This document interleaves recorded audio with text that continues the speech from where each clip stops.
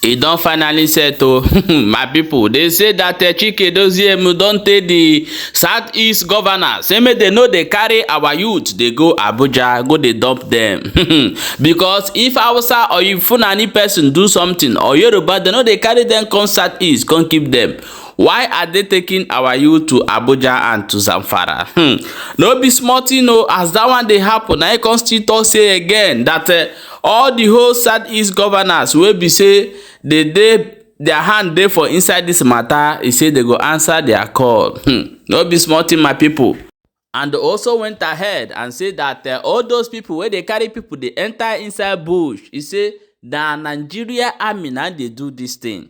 E say because their intel don tell them how everything take dey play, say their hand dey inside. Now come say hey, this one dey happen for here.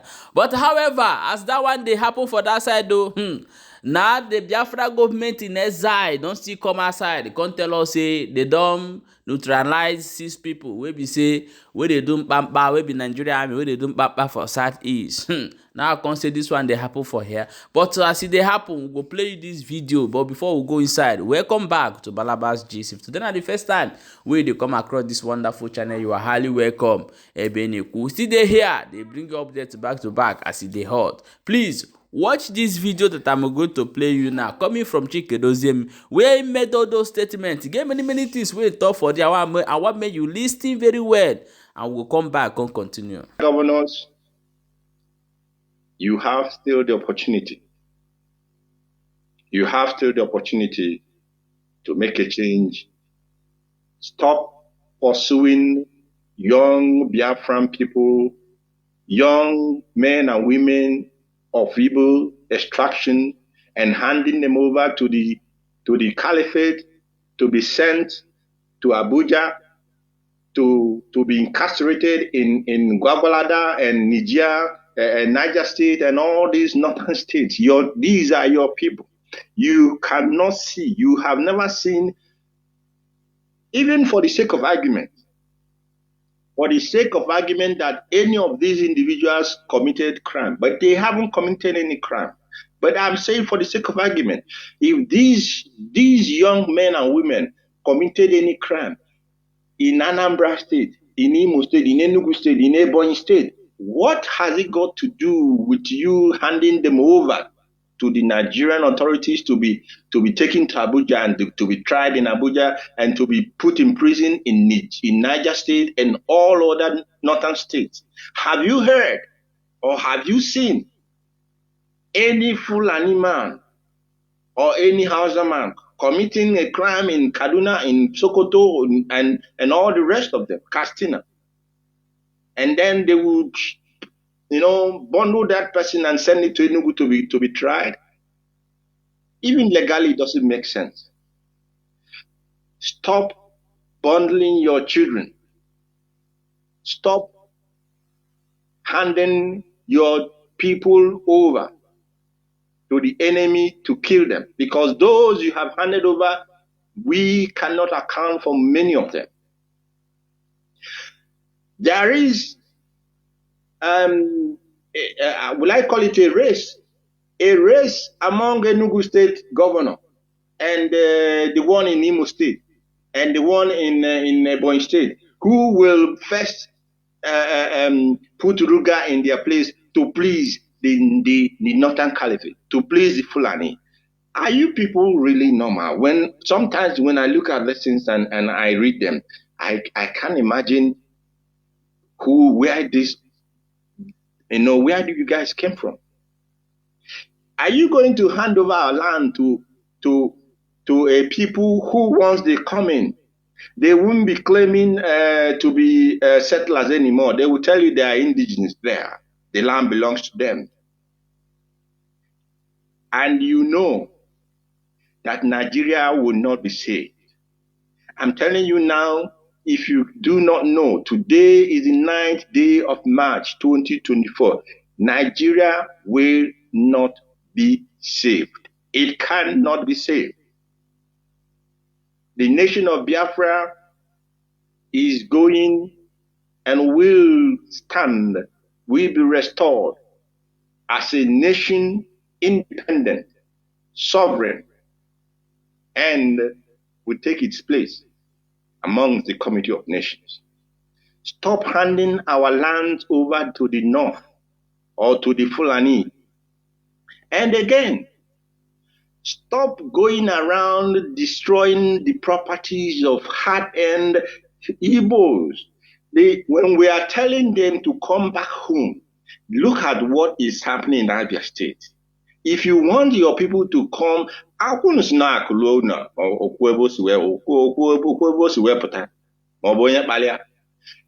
are telling our people to come back home. Those of them that have put in the effort and, bought just land, residential land, to build their homes and houses. One day, government will come and say, and you people are the same government that will give them the documents of ownership and the rest of it. And tomorrow, maybe because you want to satisfy some political godfathers and they are interested in 1 or 2 plots of land in this area, you begin to destroy people's property. Some of them will come with the excuse that the land, these properties are not, they haven't finished constructing them. And what if they haven't finished constructing them? The question you should ask: these lands, have they been properly allocated to these people? If they have been properly allocated to them, so if you collect your rent and your whatever that it's due for you, land rate and everything that you do, you must not force the owner with a gun, with such violence to develop the land if he doesn't have the means to develop it. That land now belongs to them. Find your time to use to do something very, very tangible that will benefit your people, not destroying the one that people have suffered to accumulate and to erect a house. You go there, you take a bulldozer, so heartless when we say that they are doing this thing to our people in Lagos. It breaks my heart, and it's more than heartbreaking actually to see a man, you take a bulldozer, just in a twinkling of an eye, you go and destroy something that somebody has used, probably all his savings to put up. In 1 hour, 2 hours, you pull it down, and you think you're a governor. Where is the humanity? Is that why you came in? Why some of you came in? Maybe because in the first place you bought your way into being a governor, because if you were not prepared from day one, if you were not ready from day one, OT has hit the ground running. Before you even come in to be a governor or to be a head of state or a president or whatever kind of service that you want to render to your people, you must have made your homework. You must have been ready, so that once you get in, you start working. In UK, they have what they call shadow government and shadow ministers, because they already prepared. If after election they are lucky to be elected, they start working immediately. And then as you go on, because every government is a continuum and it's a project. As you go on, if there are things and need for making changes and making modifications, then you can make modification and not that you will come in and you use 3 years of your 4 years only to be paying salaries, and even those salaries you wouldn't be able to pay them. Our governors need to learn that they have come in to serve the people and not to work against the interest of the people.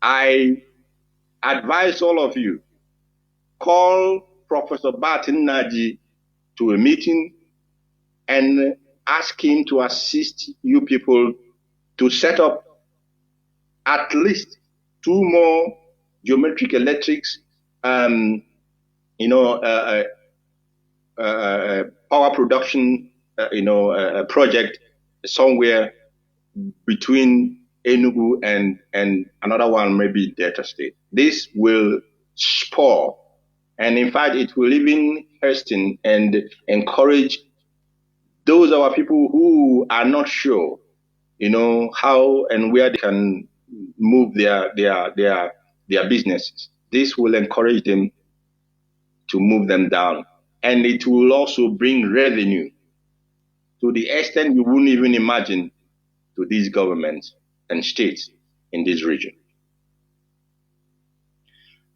There is something that is also very disturbing that I need to speak about, but although IPOB has made some press statements on this matter, but I'll say it with this opportunity that I have.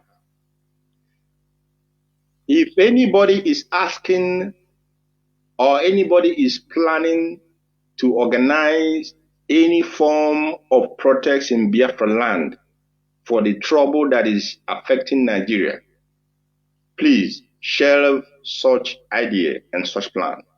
Not in the holy land of Biafra land. We will not, and we do not want to take upon us the cost that is already laid upon Nigeria. Don't bring that cost in our land. You organizing any protest in Biafra land, you are actually asking, in fact, you're actually, what you're doing is that you are bringing upon yourself the anger of the gods of the land that is left for Nigeria upon our own land. And we will not allow that to happen. Please, I beg, maybe the message got clear at the initial time, but I want to reiterate that there must not be any such protest in our land. Let the gods of our land deal with Nigeria. I told them, let the gods of our land deal with Nigeria as they are dealing with them. That is a message that I have to pass on tonight to the Biafran people. In Biafra land, our intel as well has revealed that the problem of kidnappings in Biafra land is not just being done or carried out by the Fulani jihadists or Hezbollah.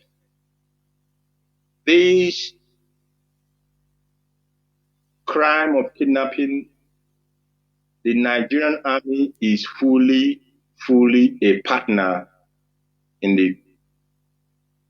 this kidnapping business that is going on in our land. The intel we have is that when you, in a group of Fulani kidnappers, you will have either one or two current, not retired, but current Fulani military soldiers amongst them, presently as I speak.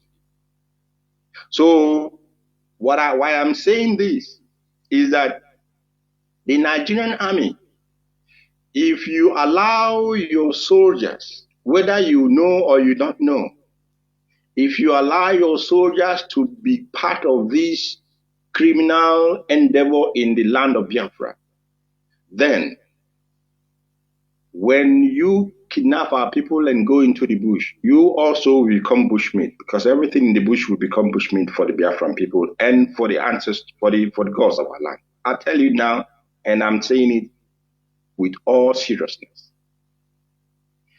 we are concentrating on making sure that our farmlands are good and safe for our people to farm.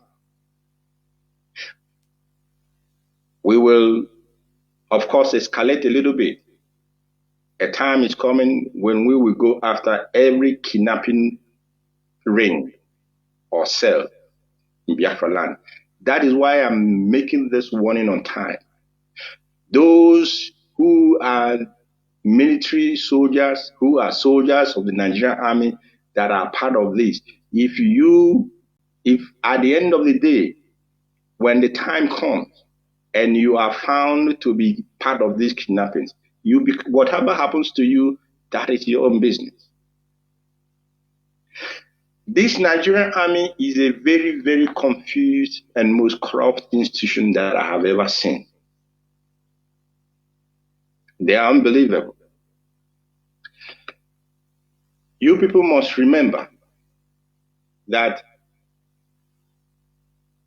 Mazi Nnamdi Kanu is in the hands of the Nigerian government.